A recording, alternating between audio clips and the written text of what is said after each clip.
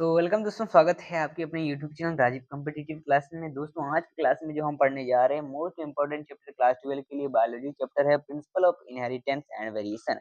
चलो ये तो चैप्टर पढ़ेंगे इसमें। अगर आप किसी कॉम्पिटिटिव एग्जाम की तैयारी कर रहे हो उनके लिए भी इम्पोर्टेंट है। इम्पोर्टेंट इसलिए है क्योंकि इससे जो है सवाल आपके एग्जाम में पूछे जाते हैं। अब तो आज प्रॉपर जो है नोट्स वे के हिसाब से जो हम प्रॉपर पढ़ेंगे, हिंदी मीडियम इंग्लिश मीडियम किसी के स्टूडेंट हो आपको दोनों तरीके से समझाया जाएगा। तो आइए शुरू करते हैं बिना समय गवाए हुए। ठीक है, बिना समय गवाए हुए हम स्टार्ट करते हैं इस चैप्टर को। तो सबसे पहले यहाँ पर इम्पोर्टेंट चैप्टर जैसे है कि पहला टॉपिक आता है हेरिडिटी के बाद। हेरिडिटी, अब ये हेरिडिटी जो है वो क्या है?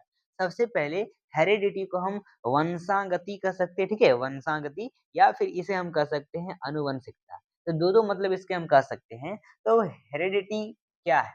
लिखा हुआ है it can be defined as the transmission of character from one generation to successive generation of living organism. These heredity character are present on the chromosome in the form of genes. मतलब क्या है?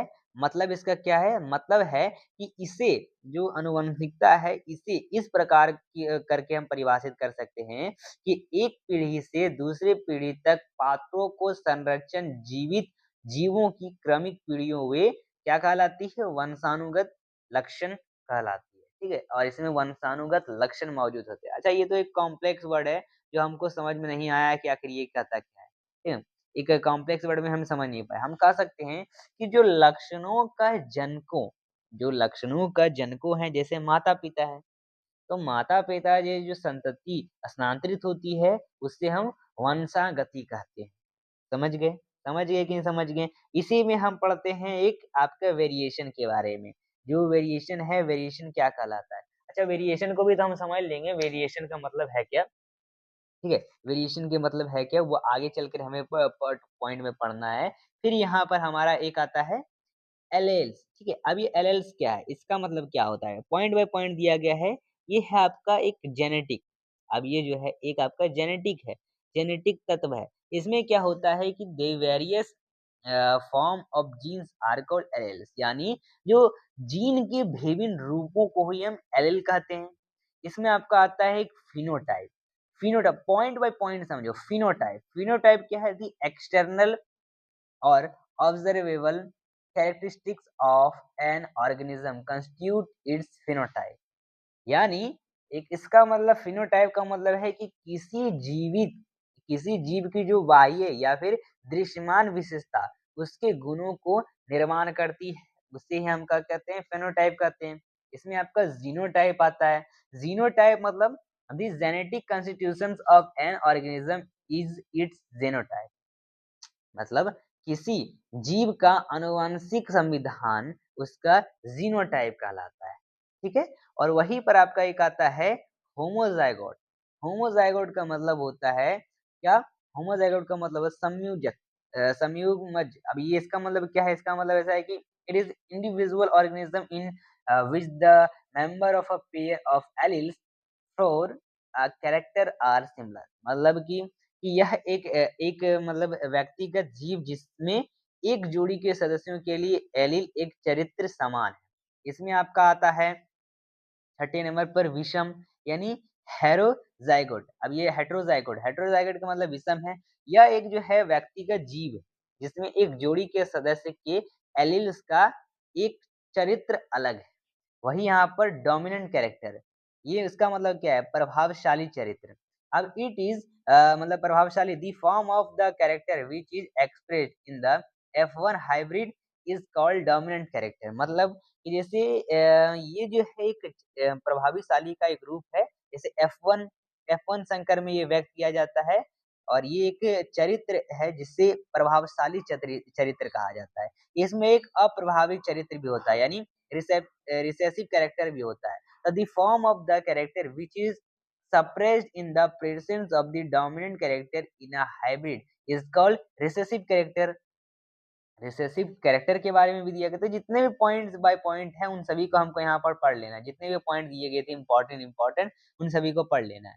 ठीक है? तो हम पढ़ रहे हैं यहाँ पर रिसेसिव कैरेक्टर के बारे में, जैसे अप्रभावित चरित्र। अब ये जो है एक चरित्र रूप है जो कि उपस्थिति में दबा दिया जाता है और संकर में जो है ये प्रभावी लक्षणों को अप्रभावी लक्षण कहा जाता है। ठीक है, इसमें आपका एक आता है मोनोहाइब्रिड क्रॉस। मोनोहाइब्रिड क्रॉस क्या होता है? मोनोहाइब्रिड क्रॉस का मतलब है कि it is cross between individual of the same species in which the inheritance of contrasting pairs of a single trait is considered. मतलब यह एक यह एक ही प्रजाति के व्यक्तियों के बीच क्रॉस, जिसमें एक ही लक्षण के विपरीत युग्मों की वसांगति पर विचार किया जाता है। अब जैसे आपका आता है एक आपका डायहाइब्रिड क्रॉस, यानी द्विसंकर क्रॉस जिसे हिंदी में कहते हैं। अब ये जो है it is a cross between two individual of the same species in which the inheritance of contrasting pair of two traits is considered. मतलब जैसे कि यह एक ही प्रजाति के दो व्यक्तियों के बीच क्रॉस होता है, जिसमें दो लक्षणों के विपरीत युग्मों की विरासत पर विचार किया जाता है। एक आता है पुनेट स्क्वायर, जैसे ये graphical represent used to determine the probability of an offspring expressing a particular genotype.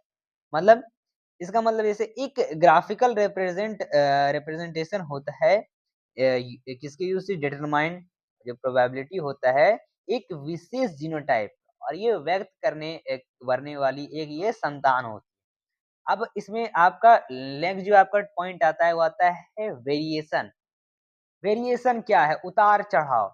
अब तो जैसे उतार चढ़ाव वह डिग्री है जिससे संतान विभिन्न विभिन्न होते हैं, वेरिएशन का मतलब, और अपने माता पिता से विभिन्न विभिन्न होते हैं। जैसे भिन्नता इसमें होती है कि व्यक्ति की आकृति विज्ञान, शरीर क्रिया विज्ञान, कोशिका विज्ञान, व्यवहार संबंधी लक्षणों के संदर्भ में एक ही प्रजाति से संबंधित होता है। तो कैसी-कैसी है वो सारी जो है हमें वेरिएशन में पता चलती है।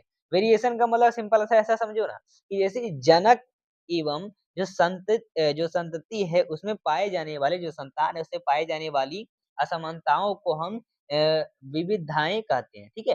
विविधता कहते हैं, विविधताएँ कहते हैं, वेरिएशन कहते हैं। इसमें आपका जेनेटिक्स आता है। जेनेटिक्स क्या है? तो जेनेटिक्स क्या है? इससे हम आगे चलेंगे अपने टॉपिक पर। उससे पहले जो है हम यहाँ पर समझते हैं कि आपका जेनेटिक्स क्या है? जेनेटिक्स।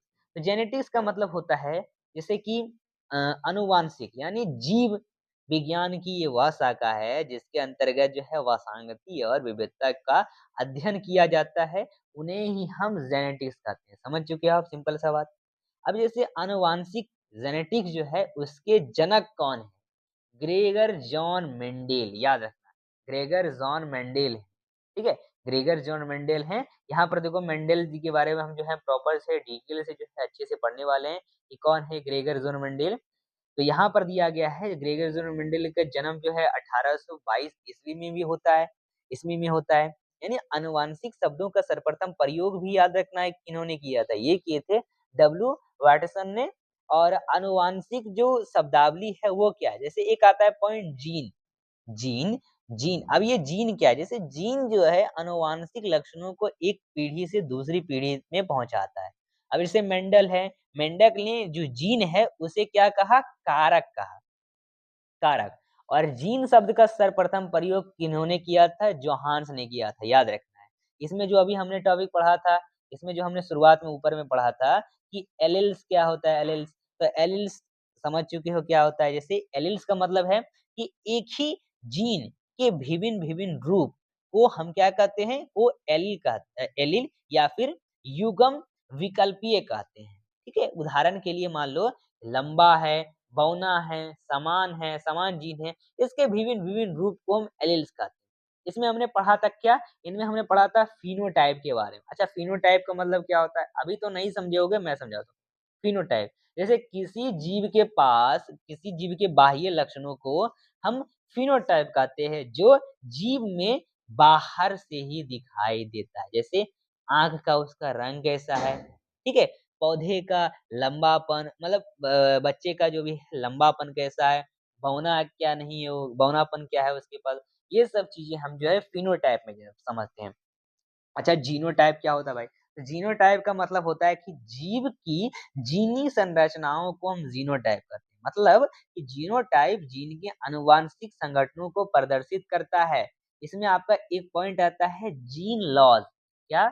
एक आता है point gene laws. Gene laws का मतलब होता है जीन बिंदु। जैसे गुणसूत्रों के जिस स्थान पर जीन पाया जाता है उसे हम जीन लॉ कहते हैं। इसमें हम होमोज़ाइगोस के बारे में पढ़े थे। अब होमोज़ाइगोट क्या है? ठीक है, ये रहा होमोज़ाइगोट के बारे में पढ़े थे। ज़ाइगोस या फिर ज़ाइगोट भी कह सकते हैं। जब एक लक्षण के 2 जीन उस ये 2 जीन समान प्रकार के होते हैं, तो इसे क्या कहते हैं? होमोज़ाइगोट कहते हैं। ठीक है, जैसे हम लंबा, लंबा में जैसे मान लो कि हो गया आपका कौन-सा फॉर्म? टीटी फॉर्म, छोटा बौना में जो हो गया आपका बौनापन में स्मॉल टीटी फॉर्म। अब एक आपका हेटेरोज़ाइगोट्स है। ये क्या है? यदि एक ही लक्षण के जो है दोनों जीन्स असमान या अलग-अलग होते हैं, तो हम उसे इसे जो है विषम मतलब हेटेरोज़ाइगोट्स कह देते हैं। जैसे संकर लंबा बौना, ठीक है? जैसे लंबा बौना में जैसे मान लो कि लंबा बौना में जैसे टी और स्मॉल टी, तो ये जो है लंबा भी होना, बौना भी होना, ये एक जो है हेटेरोज़ाइगोट्स कहलाता है। एक लंबा है, एक बौना है। ठीक है? समझ चुके। अब इसमें जैसे लक्षण के बारे में अच्छा लक्षण लक्षण समझ रहे हैं, क्या है कैरेक्टर ये? ऐसे जिस जीव के आकारिकी संबंधी विशेषताओं को हम लक्षण कहते हैं, किसी भी जीव का। जैसे क्या वो लंबा है? क्या वो उस तरह का बौना है? ये सब लक्षण है उसके। इसमें आपका एक आता है ट्रेड्स, पॉइंट है, ट्रेड्स याद रखना कभी भी। ट्रेड्स का मतलब होता है कि किसी लक्षण के 2 विभिन्न-भिन्न उपलक्षणों को विशेषक कह देते हैं। विशेषक मतलब ट्रेट होता है। जैसे मान लो कि एक बच्चा है उसकी लंबाई लंबाई उसका लक्षण कहला गया, उसका विशेषक क्या कहलाएगा? उसका जो ट्रेड्स क्या कहलाएगा? क्या वो लंबा है? क्या वो बौना है? समझे? तो ये है आपके ट्रेड्स। ठीक है? इसमें हमने जेम्स के बारे में पढ़ा है, युग्मक क्या होता है? ये वही हाइब्रिडाइजेशन क्या होता है? ये सारी चीज़ें जो है आपको पढ़नी पड़ेगी। चलेंगे आगे? आगे चलेंगे। आगे अच्छा हमने टेस्ट क्रॉस के बारे में पढ़ना पड़ेगा, नहीं तो टेस्ट क्रॉस क्या है वो सब के बारे में पढ़ेंगे। यहाँ पर आपका देखो मेंडल जी के बारे में कहा गया है। मेंडल जी के बारे में, तो मेंडल के बारे में पढ़ लेते हैं। उससे पहले हम एक चीज़ पढ़ते हैं टेस्ट क्रॉस के बारे में। जो हम क्रॉस क्रॉस कर रहे थे सेक्शन क्या होता है टेस्ट क्रॉस। जैसे होता क्या है, जब प्रथम पीढ़ी F1 से प्राप्त संकर स्थानों को संकर उसके जो संकर है उसके अप्रभावी जनक के साथ कराया जाता है, तो उसे हम परीक्षण संकरण कहते हैं। जैसे हम उदाहरण बिग टी और स्मॉल टी संकर स्थान है, वही टी ये अप्रभावी जनक है। ठीक है? अब यहाँ पर आपका ग्रेगर मेंडल जी के बारे में पढ़ लेते हैं, कौन है? इनका क्या कहानी है? तो देखो जैसे Gregor John Mendel was born in 1832 सही बात है। इन्होंने एक मटर के पौधे पर एक्सपेरिमेंट किया था, बीज पर एक्सपेरिमेंट किया था 1856 में। अच्छा पूरा कहानी क्या है? जैसे हुआ क्या था, इनका सबसे पहले जन्म जो है 1822 में होता है। कहाँ जन्म हुआ था? ऑस्ट्रिया, ऑस्ट्रेलिया नहीं ऑस्ट्रिया, ऑस्ट्रिया देश के एक ब्रून नामक शहर में। परिवार इनका माली परिवार था, ठीक है? माली परिवार था, माली मतलब जो आप समझ सकते हो माली गार्डनर जो होते हैं। और बड़े होने पर ये जो है ब्रून शहर के चर्च में पादरी भी बने थे। ठीक है?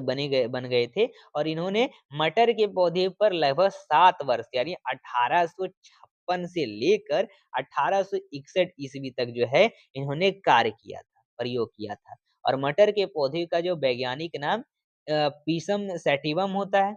और 1856 में उन्होंने अपने प्रयोग से निष्कर्षों और उपलब्धियों को ब्रून शहर के यानी नेचुरल हिस्ट्री सोसाइटी में अपना परिवारित किया प्रस्तावित किया और 1884 में मेंडल जी की मृत्यु हो जाती है और इनकी मृत्यु के 16 वर्षों के बाद तब तो उनको नहीं मिला था उतना कि या ये सही है, इनको हम अपनाएँगे नहीं। तो इनकी मृत्यु के 16 साल के बाद ये 3 अलग-अलग देशों के वैज्ञानिकों ने मेंडल के नियमों को पुनः खोजा।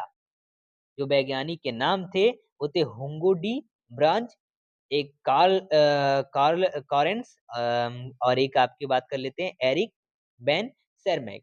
अब इन तीनों वैज्ञानिक ने मेंडल के नियमों को सापेक्ष में मेंडलवाद कहा और मेंडल द्वारा मटर के पौधे को चुनाव करने का कारण क्या है कि मेंडल ने अपने प्रयोग के लिए मटर का चयन उनके कारण से किया था।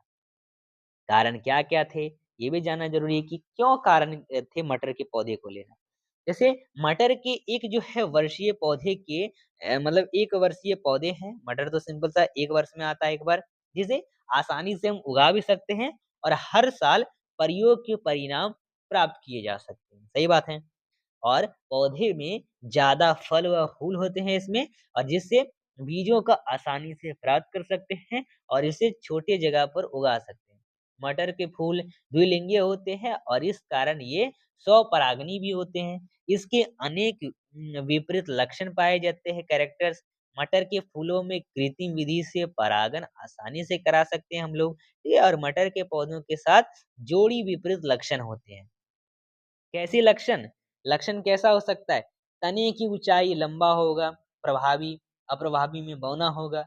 पुष्प का रंग जो है प्रभावी में बैंगनी, अप्रभावी में सफ़ेद होगा, ऐसे-ऐसे कई सारे। अब जैसे मेंडल की जो है सफलता है, उसका पीछे कारण क्या था?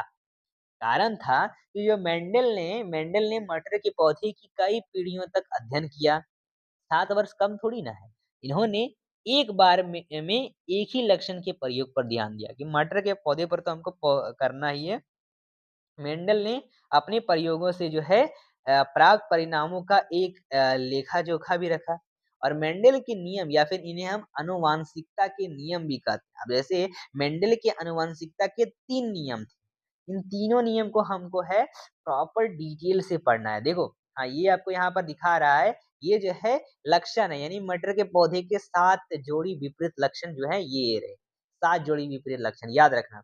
जैसे मान लो जब स्टीम हाइट होगा, तने की ऊँचाई होगी तो डोमिनेंट टॉल होगा, रिसेसिव जो है ड्वार्फ होगा, छोटा होगा, बौना होगा। ठीक कलर में कैसा होगा? पोजीशन कैसा होगा? पोड शेप कैसे होंगे? पोड शेप का मतलब होता है कि फल की आकृति कैसी हो। तो ये सारी चीज़ें 7 लगभग है, सातों को आपको याद रखना पड़ेगा।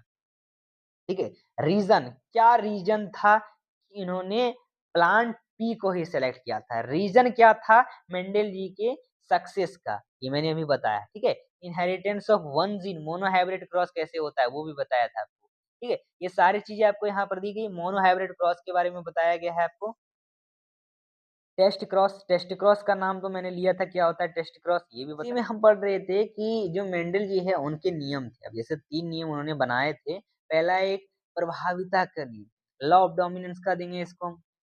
This law stated that when two constituting genes for a character come together in one organism, only one is expressed externally and so visible effect. It is called dominance, and the other genes of the pairs which does not express and remains hidden is called recessive. Character are controlled by discrete unit called factors, and in a dissimilar pairs of factors.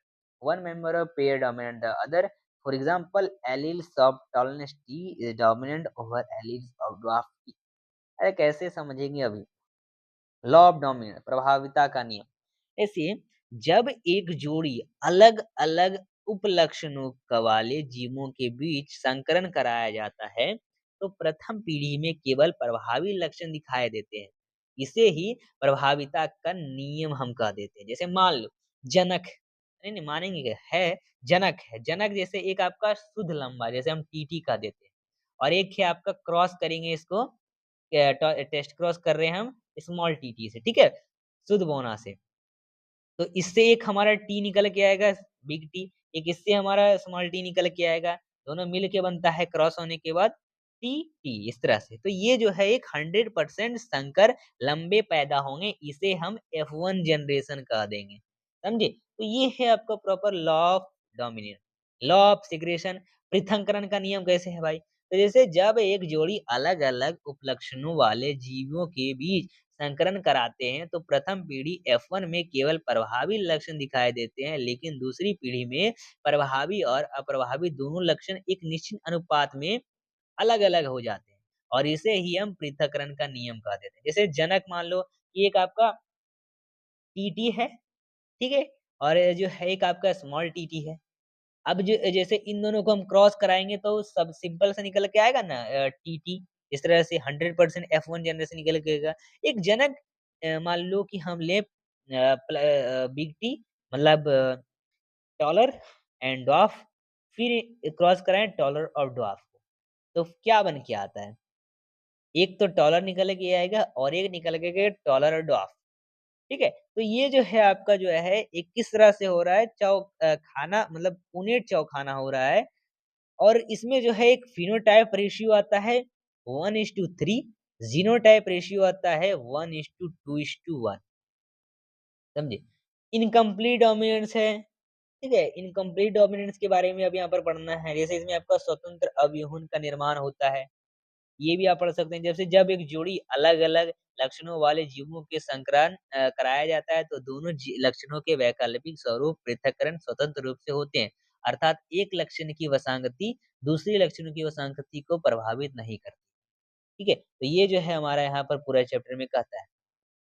चलिए, बाकी आगे जो topic है, आगे topic को हम पढ़ लेंगे कि क्या कहता है टॉपिक। तो बाकी यहाँ तो ज़्यादा बड़ा चैप्टर है नहीं इसमें। इसमें आपका एक याद रखना, एक आता है टॉपिक डेविएशन ऑफ मेंडलिज्म्स। तो सभी जीवों की वसांगति मेंडलवाद के अनुसार नहीं होती, परंतु कई लक्षणों की वसांगति अपवाद की प्रदर्शित करती है। इस प्रकार की वसांगति को नॉन मेडलिज्म वसांगति कहते हैं। और इसके निम्न उदाहरण, जैसे मान लो कि एक इनकम्प्लीट डोमिनेंस होना। जैसे इनकम्प्लीट डोमिनेंट में अपूर्ण प्रभावित अपूर्ण प्रभावित की खोज कार्ल लॉरेंस नामक वैज्ञानिक ने की थी। ठीक है? और वैज्ञानिकों के अनुसार, इन वैज्ञानिक के अनुसार यहाँ पर एक गुलाबस के पौधे में की गई थी इनके द्वारा। और गुलाबस जो पौधा है वो एक वैज्ञानिक नाम है, जिसे हम मिराबिलिस जलापा भी कहते हैं। अब जैसे जब 2 अलग-अलग अपलक्षणों वाले पौधों के बीच संकरण कराया जाता है, तो प्रथम पीढ़ी में ना तो प्रभावी लक्षण दिखाई देते हैं और ना ही अप्रभावी लक्षण दिखाई देते हैं, बल्कि दोनों लक्षणों के माध्यम के लक्षण दिखाई देने लगते हैं। दोनों लक्षण कैसे दिखाई देने लगते हैं? अच्छा, जैसे मान लो कि हम एक एक रेड फ्लावर लिए और एक हमने व्हाइट फ्लावर लिया। इन दोनों से हमने क्या किया, जनक है दोनों, इन दोनों का युग्मक निकाला। निकल के आएगा, मान लो ये है आपका रेड रेड आरआर, ये आपका जो है स्मॉल ड्वार्फ ड्वार्फ। अब जैसे इससे निकल के आएगा एक आपका आर, और इससे एक जो है आपका आर निकल के आएगा। तो ये 100% जो है एक गुलाबी पुष्प निकल के आएगा, रेड और व्हाइट से मिलके बनेगा। तो ये जो है हमारा एक क्या है, इनकम्प्लीट डोमिनेंस। एक आपका स्वप्रभाविता होता है। जैसे जब दोनों उपलक्षणों के जीन्स प्रथम पीढ़ी में साथ-साथ प्रदर्शित होते हैं, तो इसे हम स्वप्रभाविता कहते हैं। और उदाहरण के लिए पशुओं के लवाचा के बालों के रंगों का संकरण प्रयोग, लाल भूरे वाले रंग जैसे आर वन है, तथा इसमें श्वेत रंगों वाले जो यंगो है जैसे आर टू है। तो इन सभी पशुओं के माध्यम संकरण कराने पर F1 पीढ़ी में चितकबरे पशु उत्पन्न होते हैं। नहीं समझे? जैसे मान लो कि एक लाल भूरे वाले बैल है, जिसे हम आर वन के नाम से दिए। एक श्वेत वाले हैं जैसे आर टू।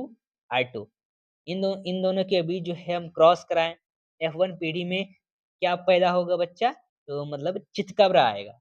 चितकबरा निकल के आएगा, चितकबरा उत्पन्न होगा। और तथा जो F2 पीढ़ी है उसका H2 जो हो जाएगा 1:2:1। और ये भूरे, सफ़ेद तथा चितकबरे तीनों पशु निकलेंगे, तीनों पशु बनेंगे, तीनों तरह के। तो आखिर ये जो है आपका पूरा जो है चैप्टर में कहता है, जिसमें हमने पढ़ चुके हैं ये चैप्टर, जिसका नाम है वसांगति एवं विविधता के सिद्धांत। ठीक है दोस्तों? तो चलिए, आज तक तो हमारा चैप्टर यहाँ तक समाप्त होता है। फिर मिलेंगे कल के चैप्टर में, कल की क्लास में, जिसमें हमने आगे का जो भी चैप्टर है उसको करेंगे प्रॉपर। नेक्स्ट चैप्टर कैसे भी चाहिए कमेंट करिएगा। चैनल को सब्सक्राइब कर दीजिए, लाइक कर दीजिए वीडियो को, शेयर कर दिए वीडियो को। मिलते हैं फिर कल की क्लास में। बाय।